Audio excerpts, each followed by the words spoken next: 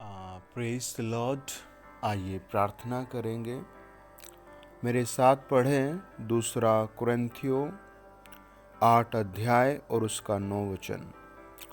तुम हमारे प्रभु यीशु मसीह का अनुग्रह जानते हो कि वह धनी होकर भी तुम्हारे लिए कंगाल बन गया, ताकि उसके कंगाल हो जाने से तुम धनी हो जाओ।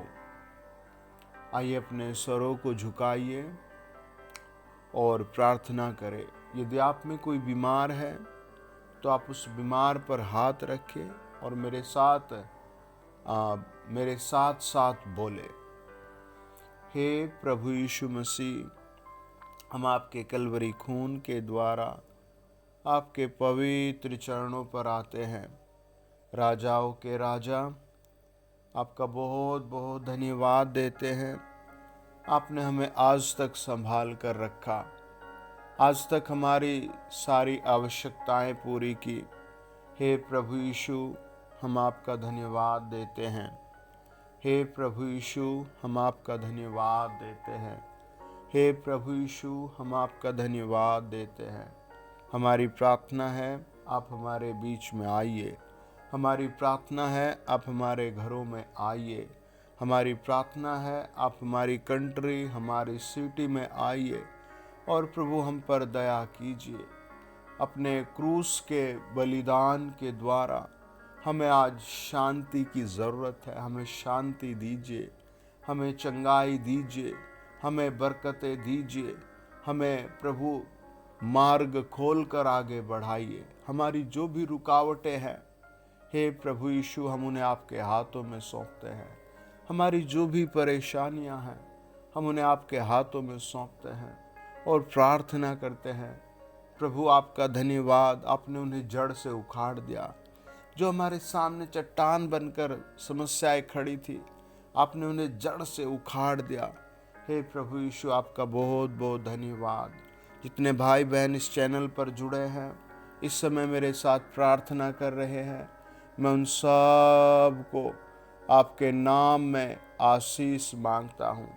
जो बच्चे पढ़ रहे हैं वो अगली क्लास में जाएं बेस्ट मार्क, बेस्ट रैंक के साथ। हमारी प्रार्थना है प्रभु, जो बेटे बेटी पढ़ रहे हैं, जो जवान बच्चे, छोटे बच्चे पढ़ रहे हैं, उन सब को प्रभु आप भरपूरी दें, हर तरीके की आशीष दें, पवित्र जीवन दें। हमारी प्रार्थना है प्रभु यीशु मसीह, जो बीमार हैं उन्हें कृपा करके छू कर चंगा कीजिए, अपने लहू से धो कर चंगा कीजिए। जिन घरों में नशा है, पाप है, गुस्सा है, लड़ाई है, झगड़ा है, वो सब आज पवित्र जीवन पाएं। हे प्रभु यीशु, हम पर दया कीजिए। हे प्रभु यीशु, हम पर दया कीजिए।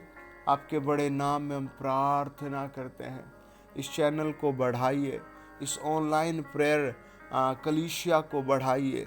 आपके लहू के द्वारा ये बढ़े। हमारी प्रार्थना है प्रभु, जितने लोग किसी भी समस्या में हैं, आज इसी समय आप उनकी आशीष से दीजिए, उन्हें बचाइए। हम धन्यवाद देते हैं, धन्यवाद देते हैं आपको, धन्यवाद देते हैं। आप हमसे प्यार करते हैं, आप हमारा धन्यवाद सुनकर ही आ जाते हैं।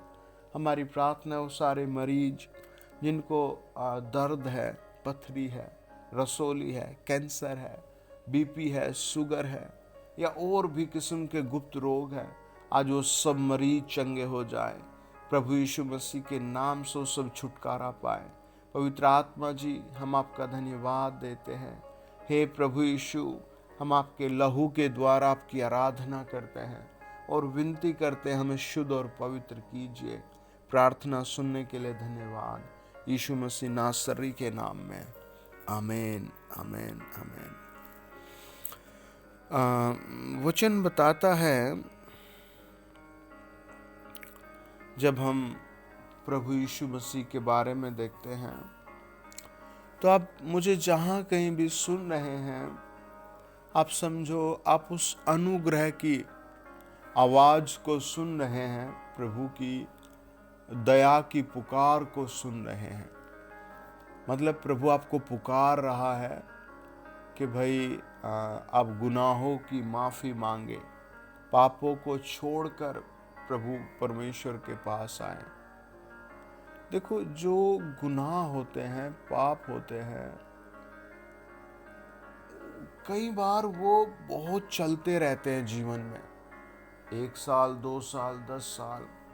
अगर किसी का अच्छा नौकरी लग गया है तो वो कई बार महसूस नहीं होते, भाई मैं कोई पाप कर रहा हूँ, कोई गुनाह कर रहा हूँ। उसे लगता है this is my daily life, ये तो मेरा रोज का रूटीन है और दिस इज़ लाइफ, है ना।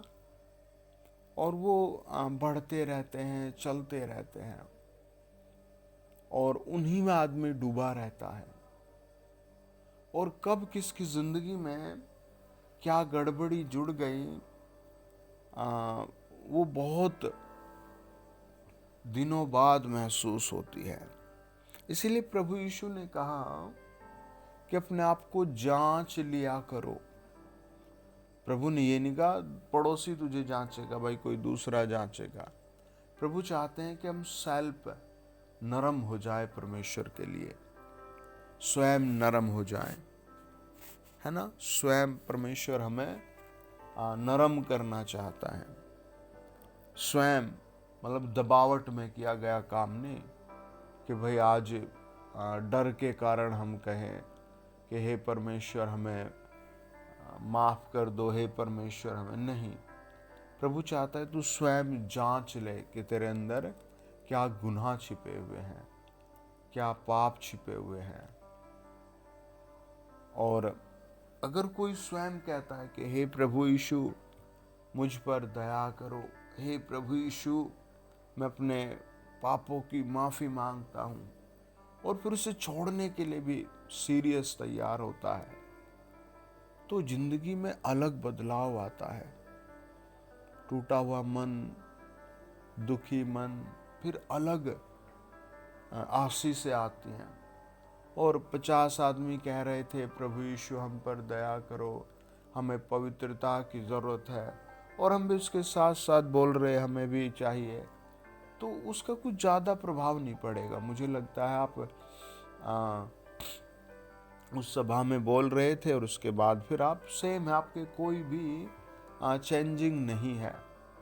चेंजिंग ये है कि आपने गालियाँ देनी छोड़ दी, आपने जलना छोड़ दिया, आपने शराब छोड़ दी, आपने रात भर बाहर फिरना छोड़ दिया, अपने परिवार के साथ समय बिताना शुरू कर दिया, अपने माता पिता की बात सुनने लगे, और मतलब आप एक बहुत स्वाभाविक व्यक्ति हो गए, दूसरों की सही में मदद करने लगे। ये नहीं कि आपने कभी 50 रुपये किसी को दिए उसकी फ़ोटो खिंचवाई, 2 केले दिए उसकी फ़ोटो खिंचवाई। देखो, अगर आप किसी बुजुर्ग की एक बार मदद कर देते हैं या किसी बीमार की, तो वो उसकी ज़िंदगी में कुछ ज़्यादा काम नहीं करेगी। अगर आप उसे कई बार मदद करते हैं और बिना किसी को बताए, बिना किसी उल्हाने के, तो वो परमेश्वर के राज्य में यादगार होगी, फलदायक होगी, आशीष का कारण होगी। अगर आपने कुछ हेल्प की है और उसकी फ़ोटो खींचकर आपने फिर यादगार के लिए अपने ही पास रख ली, तो शायद आप हेवन, स्वर्ग नहीं जा पाएंगे, स्वर्ग नहीं मिल पाएगा। सबसे मोस्ट इम्पोर्टेंट प्रभु यीशु कहते हैं हमसे कि मैं तुम्हारे लिए कंगाल हो गया ताकि तुम धनी हो जाओ, है ना। कैसे धनी?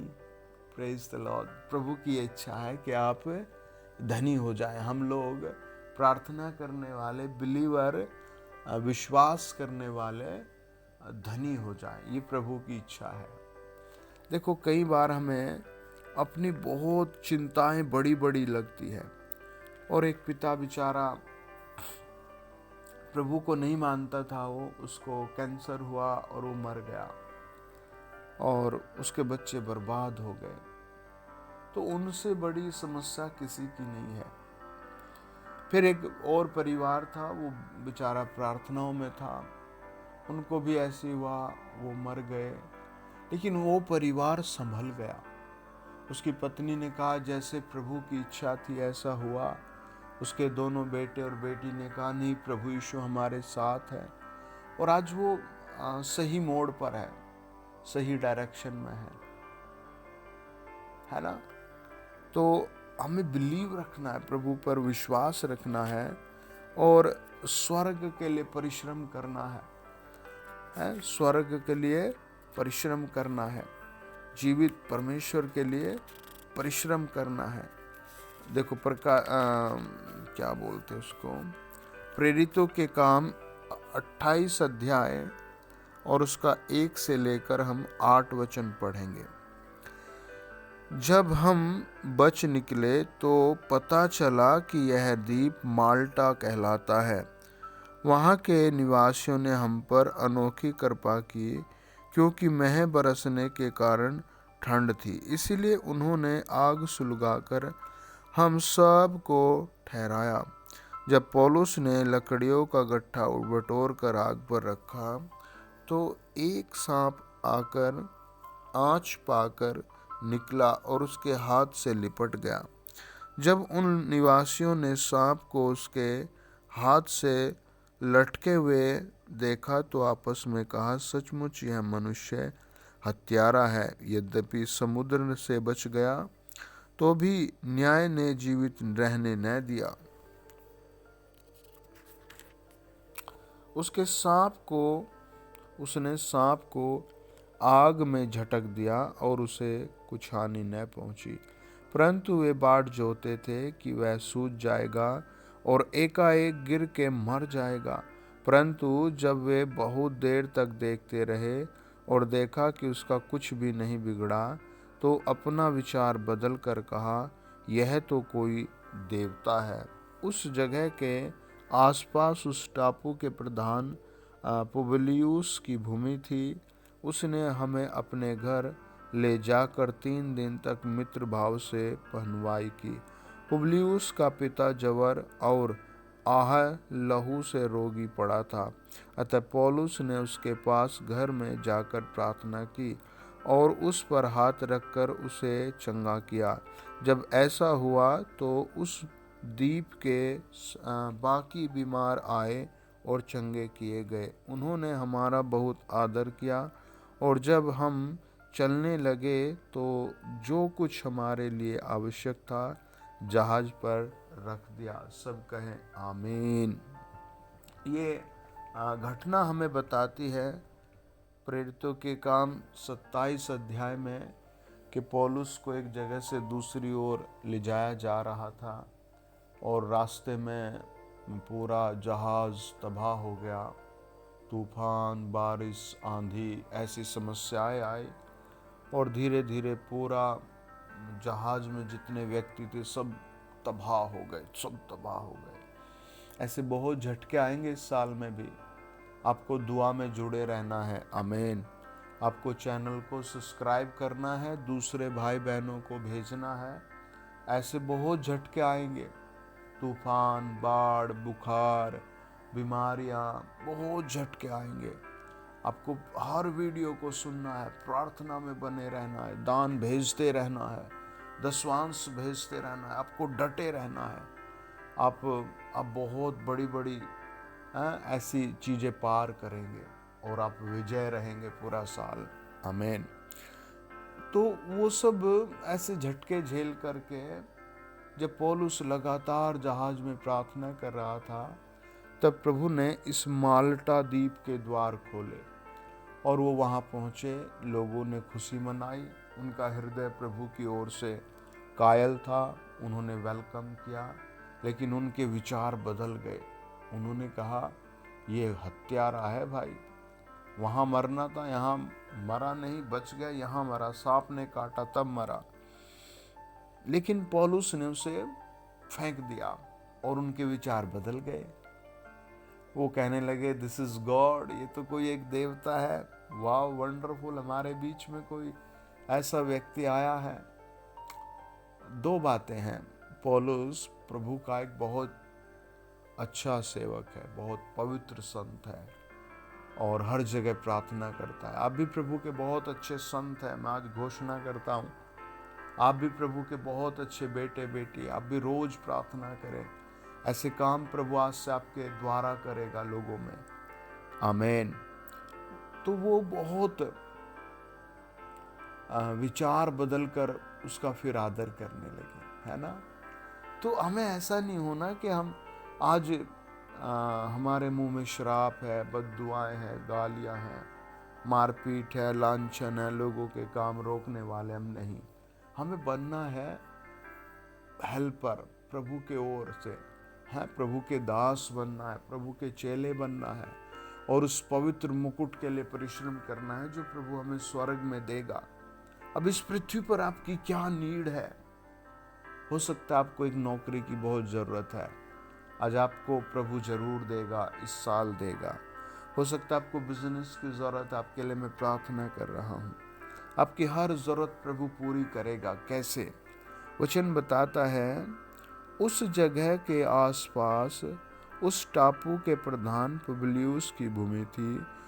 उसने हमें अपने घर ले जाकर 3 दिन तक मित्र भाव से मेहमान नवाजी की, है ना। इसका कोई ऐसा वो मतलब नहीं था कि भाई मेरे घर आओ, मेरे फादर बीमार पड़े हैं, और इसका तो दिल था कि भाई आप आओ और मेरे घर में भी रुको, आप इतने अच्छे आदमी हो और मेहमान हो, हमारे टापू पर आए हो।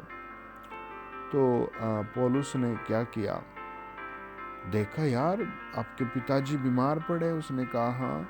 उसने कहा चलो मैं प्रार्थना कर रहा हूँ भाई आपके फादर के लिए। उन्होंने कहा यस प्लीज़ कर दीजिए। और जब उसने प्रार्थना किया तो उसका जो बीमारी थी, देखो कैसी बीमारी थी। पुबलियुस का पिता जवर और आहह लहू से रोगी पड़ा था, है ना। एक बुखार है और दूसरा कोई और बीमारी है, और उसके कारण ही बेचारा बिस्तर पर पड़ा था। आपके आसपास भी जो बेचारा किसी भी बीमारी से ग्रस्त है, आप उससे कहें मैं आपके लिए प्रार्थना कर रहा हूँ, और फिर उसके सर पर हाथ रखकर बस आप ये बोले कि प्रभु यीशु मैं इसे आपके हाथों में सौंपता हूँ, आप इस मरीज को चंगाई दो, आप कृपा करके इस बीमारी से छुटकारा दो। हे प्रभु यीशु आप आओ, मदद करो। आमीन। आपके इन थोड़े से शब्दों में ही वो बड़ी बीमारी हिल जाएगी, वो बड़ा अंधकार हिल जाएगा, वो बड़ी समस्या हिलेगी।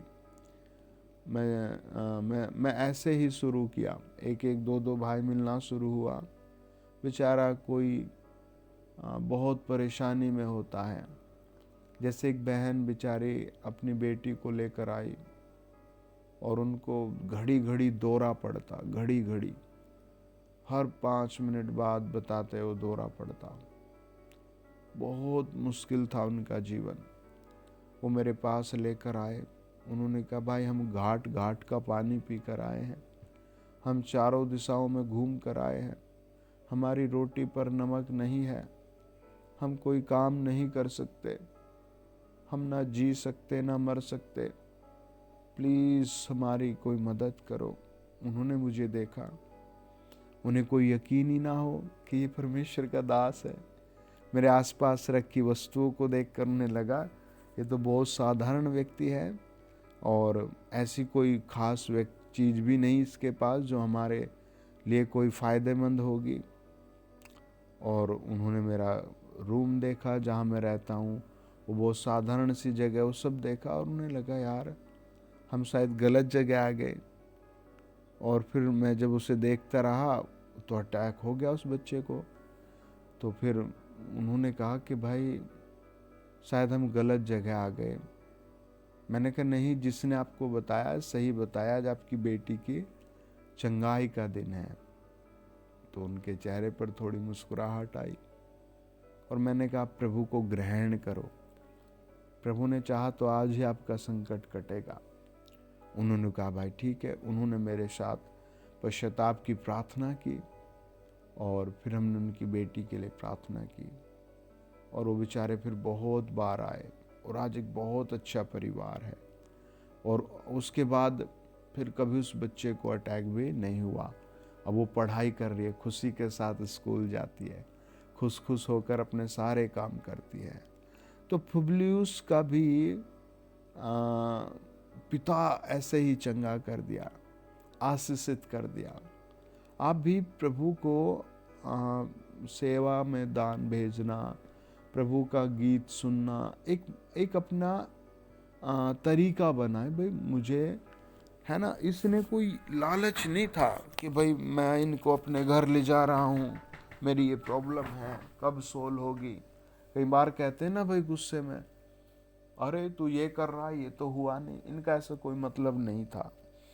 इन्होंने अपने घर में उन्हें बुलाया, खाना दिया, पैर धोए, बिस्तर दिया, कपड़े दिए और आनंदित थे। और लेकिन परमेश्वर के अनुग्रह ने उसके पिता को चंगा किया। फिर उसके साथ साथ जो वहाँ और लोग थे, लिखा है जब ऐसा हुआ तो उस द्वीप के बाकी बीमार आए और चंगे किए गए। आमीन। है ना। तो आपके माफ़ी मांगने से, आपके प्रार्थना करने से आपका परिवार बचाया जाएगा। ये बहुत अनॉइंटिंग भरा चैनल है, बहुत आशीष से भरा चैनल है।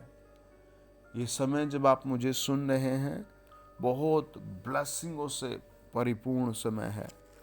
आज प्रभु आपको आवाज़ देकर कह रहा है कि मेरे बच्चे, मेरी बेटी, मैं तुझे प्यार करता हूँ, मैं तुझे आशीष दूंगा, मत डर। मैं तेरा भला करूंगा, मत डर। मैं तुझे शांति दूंगा, मत डर। जो भी बेचैनी तेरे चारों तरफ छाई है वो सब आज खत्म हो जाएगी, मत डर।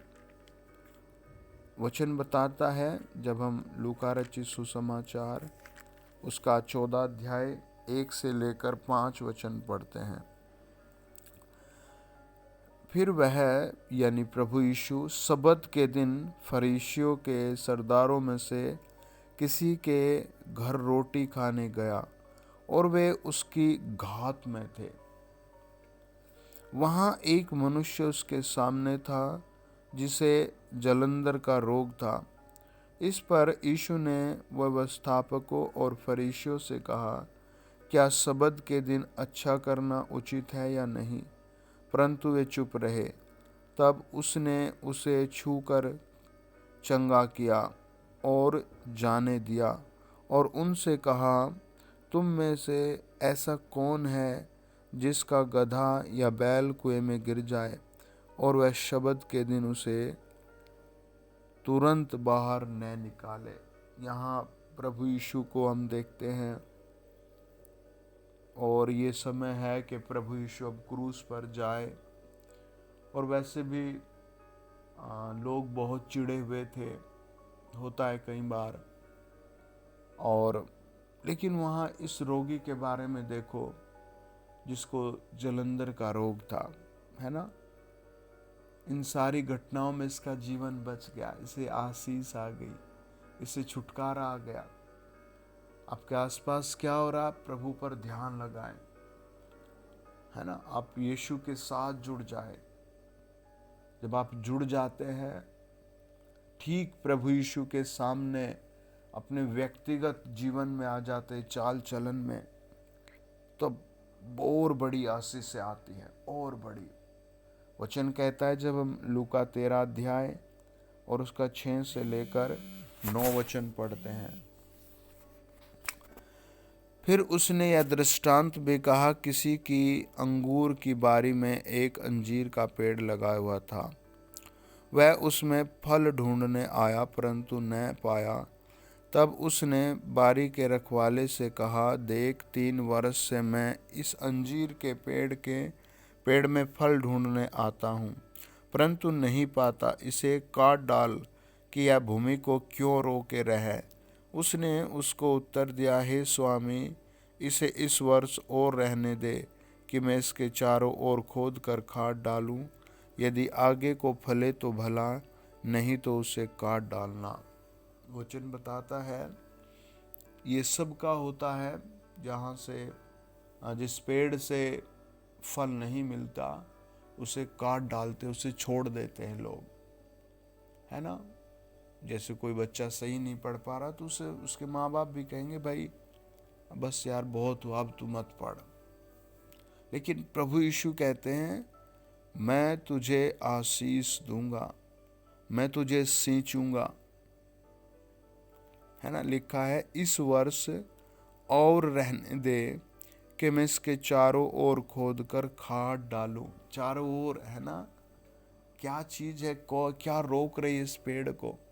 आज प्रभु भी आपको इतना ब्लेस करेगा और कहेगा मेरे बच्चे तुझे क्या चीज रोक रही है, मैं वो चीज हटा रहा हूँ। सब कहे आमीन। अपने हाथ उठाओ, प्रार्थना करेंगे। महान सच्चे प्रभु आपकी जय हो। महान प्रभु यीशु, हम आपका धन्यवाद देते हैं और फिर से इस चैनल को, इस ऑनलाइन प्रार्थना पटल को, प्रार्थना भूमि को तेरे चरणों में रखते हैं। जितने इस पर खड़े होते हैं, जुड़ते हैं, वॉच करते हैं, शेयर करते हैं, उनके जीवनों में आप बड़ी शांति दे, उनके घरों में आप बहुत प्रेम दे। प्रभु बहुत लोग बेचारे दुखों में हैं, समस्याओं में हैं, सताव में हैं, बहुत लोग बेचारे बिना घरों के हैं। प्रभु आप आशीष दो, प्रभु आप आशीष दो, हर तरीके की आशीष दो, हर तरीके की हम आशीष और भलाई मांगते हैं। कृपा करके हर सुनने वाले को अच्छे जीवन की बरकतों की आशीष दो। प्रभु यीशु मसीह के नाम से वचन की आशीष दो, पवित्र आत्मा से भरा जीवन दो। धन्यवाद पिता, ये प्रार्थना यीशु नाम में मांगते हैं, आमीन। सब कमेंट में लिखे आमीन। God bless you dear family. पवित्र आत्मा कहता है आपके लिए एक बहुत बढ़िया जॉब आ रही है। पवित्र आत्मा कहता है कई लोगों की मैरिज की डेट फिक्स हो गई। पवित्र आत्मा कहता है जिनको बच्चे नहीं, उनके बच्चे होने का समय आ गया है। पवित्र आत्मा कहता है जो लोग किसी भी किस्म की कैद में हैं, वो छुटकारा पाने का समय आ गया। Congratulation, God bless you.